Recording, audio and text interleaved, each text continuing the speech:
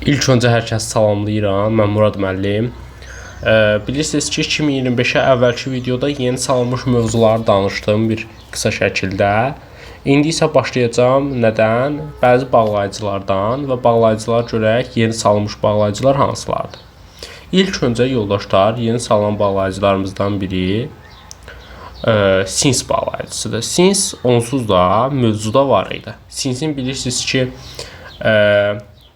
bəri mənası, bağlayıcı kimi, zaman zərfi kimi mənaları var və s. Bunlar düşür. Amma hal-hazırda biz sinsiyə baxacağıq. Səbəb bağlayıcısı kimi baxacağıq. Burada artıq yeni qaydada və səbəb bağlayıcısı kimi işlənəcək.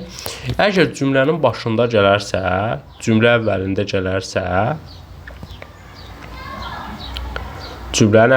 gələrsə, tərcümə olunacaq görə.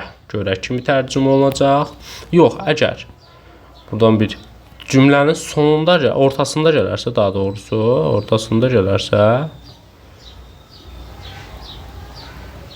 bu zaman olacaq çünki mənasında.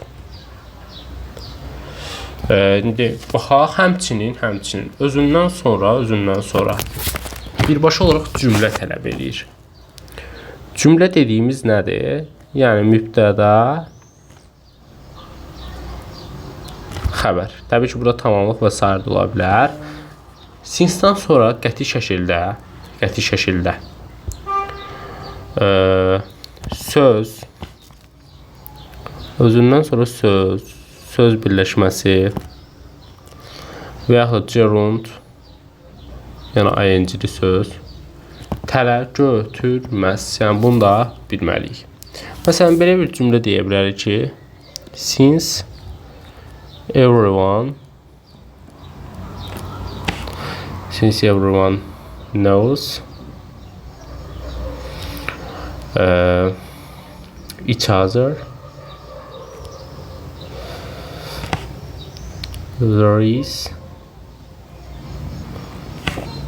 no need for introduction.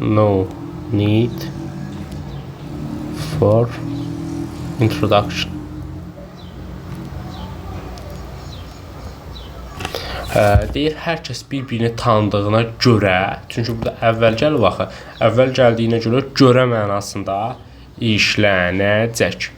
Deməli, sonra var due to. Baxaq due to-ya.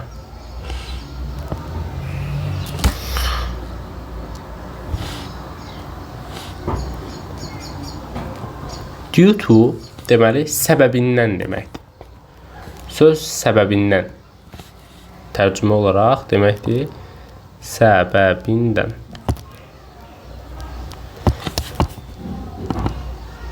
Özündən sonra ismi birləşmə gələr və yaxud da obyekt halda olan əvəzlik gələr.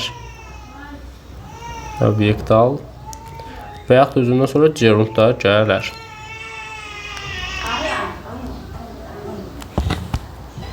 Deməli, due to-dan sonra dedik ki, gerund gələ bilər. Məsələn, our meeting was delayed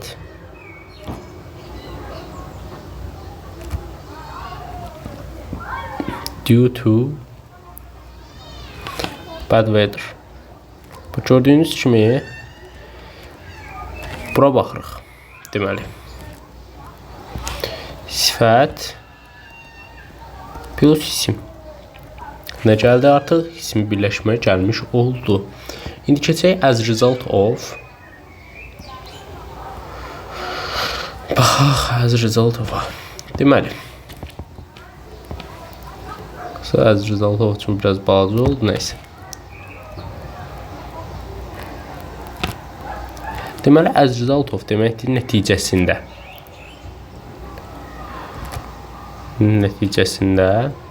Və özündən sonra yenə dedik ismi birləşmə.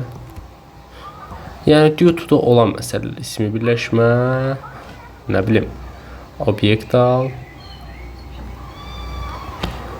gerund, hamısı gəlir özündən sonra. Məsələn, as result of the earthquake, many people were left homeless. Zəlzələ nəticəsində çox insan evsiz qaldı. Sonra var so that. Yəni artıq hamısı cümlə verməyə ehtiyac yoxdur. Yəni qaydaları bilsək, onsuz da kifayət edəcək. Sonra gəlir so that. So that deməkdir nə? Maq üçün, yəni nə isə etmək üçün, məsələn, maq üçün. Özündən sonra artıq nə gəldi? Mübtəda. Yəni bax bu gerund, obyekt, dal, ismi birləşmə gəlməz. Mübtəda plus xəbər. Yəni nə gəlir? Ümumi bir cümlə. Özündən sonra cümlə istəyir. Deyir I'll go by car so that I can take more luggage. Çox yük daşıya bilmək üçün maşınla gedəcəm. Sonra var even though. Even though bildiyimiz bir məsələdir. Niyə?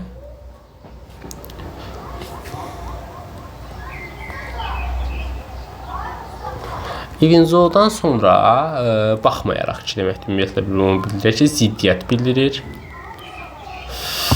Baxmayaraq ki, plus bu ziddiyyət təşkil edir.